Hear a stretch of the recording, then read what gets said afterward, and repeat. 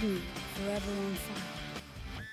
ಬೆಳಗಾವಿ ಸುವರ್ಣಸೌಧದಲ್ಲಿ ಮಧ್ಯರಾತ್ರಿವರೆಗೂ ಕಲಾಪ ನಡೆದಿದೆ. ವಕ್ಫ್ ವಿಚಾರಕ್ಕೆ ಮಿಡ್ನೈಟ್ನಲ್ಲೂ ಕೂಡ ಉಭಯ ಪಕ್ಷಗಳ ಕದನ.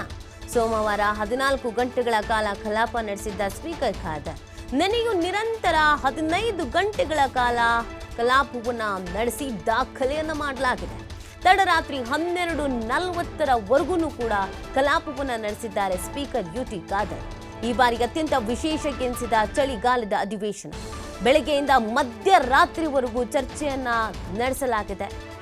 ನಿನ್ನೆ ಮಧ್ಯಾಹ್ನದ ಊಟದ ವಿರಾಮಕ್ಕೂ ಕೂಡ ಬ್ರೇಕ್ ಕೊಟ್ಟಿರಲಿಲ್ಲ.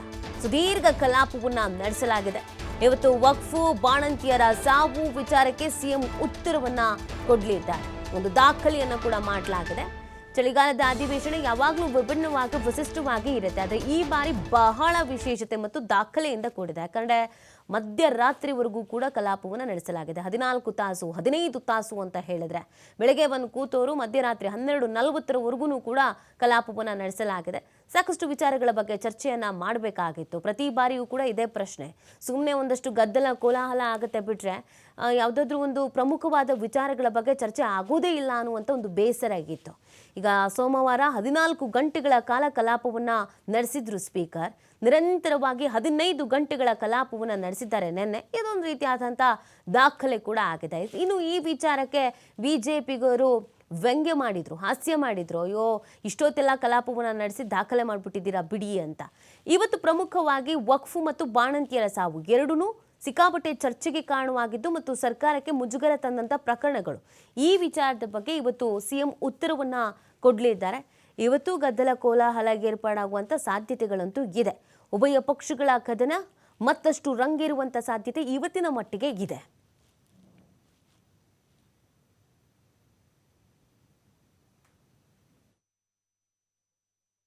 ಕಲಾಪಗಳ ಪಟ್ಟಿಯಲ್ಲಿ ಯಾವುದಿದೆಯಾ ಅದನ್ನೆಲ್ಲ ಕೂಡ ಬಹುಶಃ ನಾವು ಬಿಸ್ನೆಸ್ ಅನ್ನು ಪೂರೈಸೋದು ನನ್ನ ಜವಾಬ್ದಾರಿ ಸ್ಪೀಕರ್ ಆಗಿ. ಯಾಕಂತ ಹೇಳಿದ್ರೆ ಬಹಳ ಸಮಯದಿಂದ ಒಂದು MLAಗಳಿರಲಿ ಅಥವಾ ನಮ್ಮ ಬಹಳಷ್ಟು ಆಸಕ್ತಿಯಿಂದ ಕ್ವಶನ್ ಕೇಳಿರ್ತಾರೆ ಅಥವಾ ಕಾಲಿಂಗ್ ಅಟೆನ್ಷನ್ ಹಾಕಿರ್ತಾರೆ. ನಾವು ಹಿರಿಯ ನಾಯಕರು ಮತ್ತು ಮುಖಂಡರು ಬೆಳಗ್ಗಿಂದ ಬೇರೆ ಚರ್ಚೆ ಮಾಡ್ತಾರೆ. ಆದರೆ ಫಸ್ಟ್ ಟೈಮ್ ಸಹ ಯಾರು ಬಂದಿದ್ದಾರೆ ಅಥವಾ ಕೆಲವರು ಯಾರಿಗೆ ಮಾತಾಡ್ಲಿಕ್ಕೆ ಆಗಲಿಲ್ಲ, ಅವರೊಂದು ಪ್ರಶ್ನೆಗಾಗಿ ಬಹುಶಃ ಹಲವಾರು ದಿನ ಕಾದು ಕೂತ್ಕೊಳ್ತಾ ಇರ್ತಾರೆ. ಅಂತ ಸಂದರ್ಭದಲ್ಲಿ ಕಡೆಗಳಿಗೆ 8 ಗಂಟೆ ಆಯಿತು ಸಮಯ ಆಯ್ತು ಅಂತ ಹೇಳಿ ನಾವು ಅದನ್ನು ಮುಂದಕ್ಕೆ ಹಾಕಿ ಮನೆಗೆ ಹೋದರೆ ಈ ಶಾಸಕರಿಗೆ ಜಾಸ್ತಿ ಹೆಚ್ಚು ಆಸಕ್ತಿ ಬರುವುದಿಲ್ಲ ಮತ್ತೆ ಬರಲಿಕ್ಕೆ. ಆದ ಕಾರಣ ನಮ್ಮ ಜವಾಬ್ದಾರಿ ಏನಿದೆ, ಯಾರೆಲ್ಲ ಆ ಸದನಲ್ಲಿದ್ದಾರ ಅವರೆಲ್ಲ ಪ್ರಶ್ನೋತ್ತರಲ್ಲಿ, ಕಾಲಿಂಗ್ ಅಟೆನ್ಷನ್ ಅಲ್ಲಿ, ಚರ್ಚೆಗಳಲ್ಲಿ ಎಲ್ಲರೂ ಕೂಡ ಅದನ್ನು ಭಾಗವಹಿಸಲು ಅವಕಾಶ ಮಾಡಿಕೊಡುವುದು ನನ್ನ ಜವಾಬ್ದಾರಿ ಆಗಿದೆ. ಇವತ್ತಿಷ್ಟು ಬೇರೆ ಡಿಸ್ಕಷನ್ಸ್, ಬೇರೆ ಚರ್ಚೆಗಳು ಮತ್ತು ಉತ್ತರ ಎಲ್ಲ ಈ ಸಮಯ ಆಗಿದೆ. ಅದಕ್ಕೆ ಸಮಯ ಮುಖ್ಯ ಅಲ್ಲ, ನಮ್ಮ ಕಾರ್ಯಕಲಾಪ ಏನಿದೆ ಅದನ್ನೆಲ್ಲ ಈಡೇರಿಸಂತ ಸಮಾಧಾನ ಇದೆ. ಬೇಜಾರಾಗುವಂಥ ವಿಚಾರ ಯಾವುದು ಕೂಡ ಇಲ್ಲ. ಯಾಕಂತ ಹೇಳಿದ್ರೆ ಯಾರು ಆಸಕ್ತಿ ಇರ್ತಾರೆ ಅವ್ರು ಬಹುಶಃ ಭಾಗವಹಿಸ್ತಾರೆ ಇದರಲ್ಲಿ.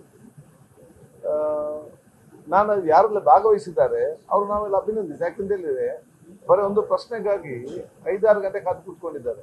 ಒಂದು ಕಾಲಿಂಗ್ ಅಟೆನ್ಷನ್ಗೆ, ಒಂದು ಪ್ರಶ್ನೋತ್ತರ.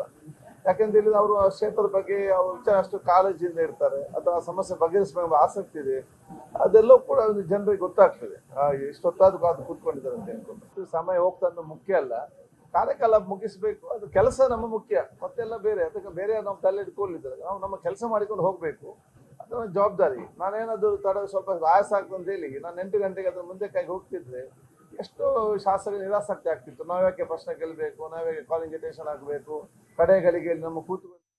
ಈ ಬಗ್ಗೆ ಮತ್ತಷ್ಟು ಮಾಹಿತಿಯನ್ನು ನೀಡ್ತಾರೆ ನಮ್ಮ ಪ್ರತಿನಿಧಿ ಸ್ವಾಮಿ ಬೆಳಗಾವಿಯಿಂದ ಲೈವ್ನಲ್ಲಿ ಜಾಯ್ನ್ ಆಗ್ತಾ ಇದ್ದಾರೆ. ಸ್ವಾಮಿ, ಪ್ರತಿ ಬಾರಿಯೂ ಕೂಡ ಚಳಿಗಾಲದ ಅಧಿವೇಶನ ಅಂತ ಅಂದಾಗ ಪ್ರಮುಖವಾದಂಥ ವಿಚಾರಗಳು ಚರ್ಚೆ ಆಗೋದೇ ಇಲ್ಲ ಅನ್ನುವಂಥ ಒಂದು ಬೇಸರವನ್ನು ವ್ಯಕ್ತಪಡಿಸಲಾಗ್ತಾ ಇತ್ತು.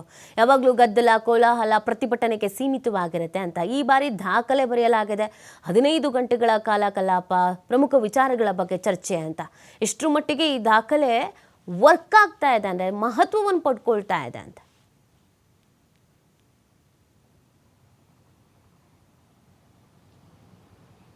ನೀತಿ ಬೆಳಗಾವಿಯ ಚಳಿಗಾಲ ಅಧಿವೇಶನ ಸಾಕಷ್ಟು ನಿರೀಕ್ಷೆಗಳನ್ನು ಮೂಡಿಸಿತ್ತು. ಒಂದಿಷ್ಟು ಚರ್ಚೆಗಳು ಆಗಿದೆ. ಆದರೆ ಉತ್ತರ ಕರ್ನಾಟಕದ ಸಮಸ್ಯೆಗಳಿಗೆ ಇನ್ನೂ ಉತ್ತರ ಸಿಕ್ಕಿಲ್ಲ ಅನ್ನೋದು ಉತ್ತರ ಕರ್ನಾಟಕ ಭಾಗದ ಶಾಸಕರ ಅಸಮಾಧಾನವೂ ಕೂಡ ವ್ಯಕ್ತವಾಗಿರುವಂಥದ್ದು.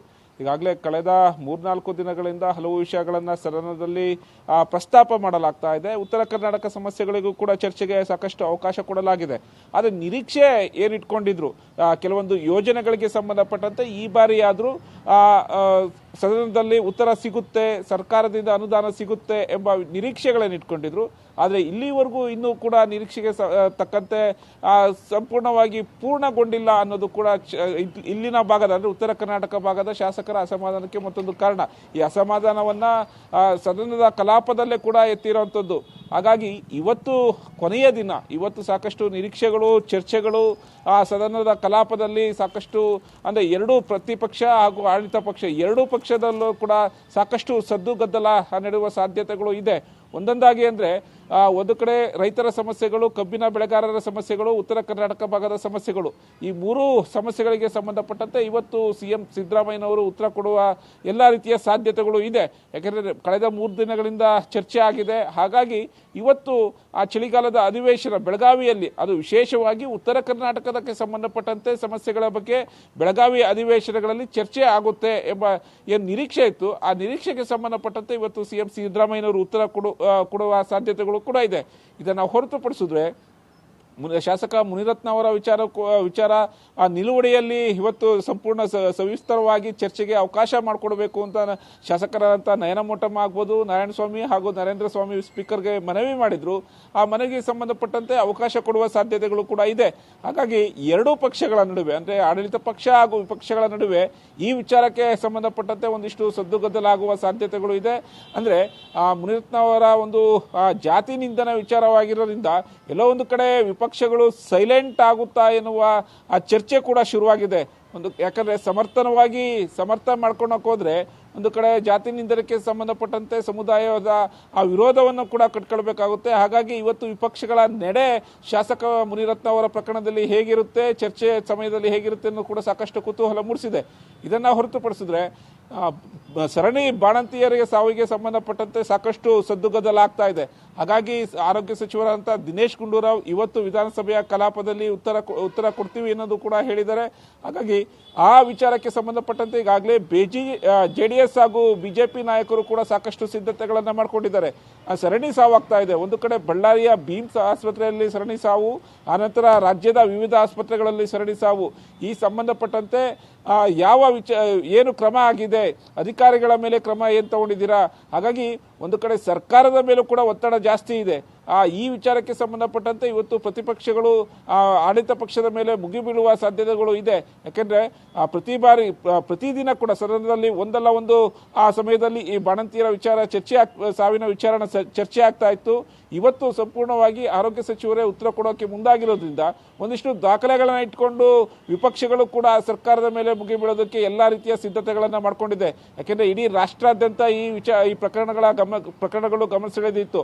ಹಾಗಾಗಿ ಈ ವಿಚಾರದಲ್ಲಿ ಇವತ್ತು ಸರ್ಕಾರವನ್ನು ಇಕ್ಕಟ್ಟಿಗೆ ಸಿಲುಕಿಸುವ ಅಂದರೆ ವಿಪಕ್ಷಗಳು ಸರ್ಕಾರವನ್ನು ಇಕ್ಕಟ್ಟಿಗೆ ಸಿಲುಕುವ ಆ ಸಾಧ್ಯತೆಗಳು ಕೂಡ ಇದೆ. ಒಂದು ಕಡೆ ಸರ್ಕಾರದ ಏನು ಆರೋಗ್ಯ ಇಲಾಖೆಯ ಎಡವಟ್ಟುಗಳನ್ನು ಇಟ್ಕೊಂಡು ಸರ್ಕಾರದ ವಿರುದ್ಧ ಸಾಕಷ್ಟು ಸಿದ್ಧತೆಗಳನ್ನು ಮಾಡಿಕೊಂಡಿದೆ. ಆದರೆ ವಿಪಕ್ಷಗಳ ವಿರುದ್ಧವೂ ಕೂಡ ಸರ್ಕಾರ ಒಂದಿಷ್ಟು ದಾಖಲೆಗಳನ್ನು ಇಟ್ಟುಕೊಂಡು ಮಾತಾಡೋಕ್ಕೆ ಸಿದ್ಧತೆಗಳನ್ನು ಮಾಡ್ಕೊಂಡಿರೋದು. ಒಂದು ಶಾಸಕ ಮುನಿರತ್ನ ಅವರ ಒಂದು ಪ್ರಕರಣಕ್ಕೆ ಸಂಬಂಧಪಟ್ಟಂತೆ ಹಾಗೂ ವಿಪಕ್ಷಗಳನ್ನು ಯಾವ ರೀತಿ ಕಟ್ಟ ಹಾಕಬೇಕು ಅನ್ನೋದು ಈಗಾಗಲೇ ಎಲ್ಲರೂ ಒಟ್ಟಾಗಿ ವಿಪಕ್ಷಗಳನ್ನು ಕಟ್ಟ ಹಾಕಬೇಕು ಅನ್ನೋದು ಕೂಡ ಈಗಾಗಲೇ CM ಸಿದ್ದರಾಮಯ್ಯನವರು ಸೂಚನೆ ಕೊಟ್ಟಿದ್ದಾರೆ. ಕೊನೆಯ ದಿನ ಬೆಳಗಾವಿಯ ಅಧಿವೇಶನಕ್ಕೆ ಸಂಬಂಧಪಟ್ಟಂತೆ ಉತ್ತರ ಕರ್ನಾಟಕಕ್ಕೆ ಹೆಚ್ಚು ಆದ್ಯತೆ ಕೊಡಬೇಕು ಅನ್ನೋದು ಮತ್ತೊಂದು ಕೂಗು. ಅಂದರೆ ಉತ್ತರ ಕರ್ನಾಟಕ ಭಾಗದ ಶಾಸಕರು ಕೂಡ ಇವತ್ತು ಕೊನೆ ದಿನ ಆಗಿದೆ. ಹಾಗಾಗಿ ಉತ್ತರ ಕರ್ನಾಟಕದ ಸಮಸ್ಯೆಗಳಿಗೆ, ನದಿ ಯೋಜನೆಗಳಿಗೆ ಹಾಗೂ ರೈತರ ಸಮಸ್ಯೆಗಳಿಗೆ ಹಾಗೂ ಕಬ್ಬಿನ ಬೆಳೆಗಾರರ ಸಮಸ್ಯೆಗಳಿಗೆ ಸಂಬಂಧಪಟ್ಟಂತೆ ಇವತ್ತು ಹೆಚ್ಚಿನ ಸಮಯ ಕೊಡಿ, ಇವತ್ತು ಆದರೂ ಒಂದಿಷ್ಟು ಯೋಜನೆಗಳನ್ನು ಘೋಷಣೆ ಮಾಡಿ ಅನ್ನೋದು ಕೂಡ ಮನವಿ ಮಾಡಿಕೊಂಡಿರುವಂಥದ್ದು. ಹಾಗಾಗಿ ಕೊನೆಯ ದಿನದ ಸದನದ ಸದ್ದುಗದ್ದಲ ಹೇಗಿರುತ್ತೆ ಅನ್ನೋದು ಕೂಡ ಸಾಕಷ್ಟು ಕುತೂಹಲ ಮೂಡಿಸ್ತಾ ಇರೋಂಥದ್ದು. ನೀತಿ. ಓಕೆ, ಥ್ಯಾಂಕ್ ಯು ಸ್ವಾಮಿ ತಮ್ಮ ಡೀಟೇಲ್ಸ್ಗಾಗಿ.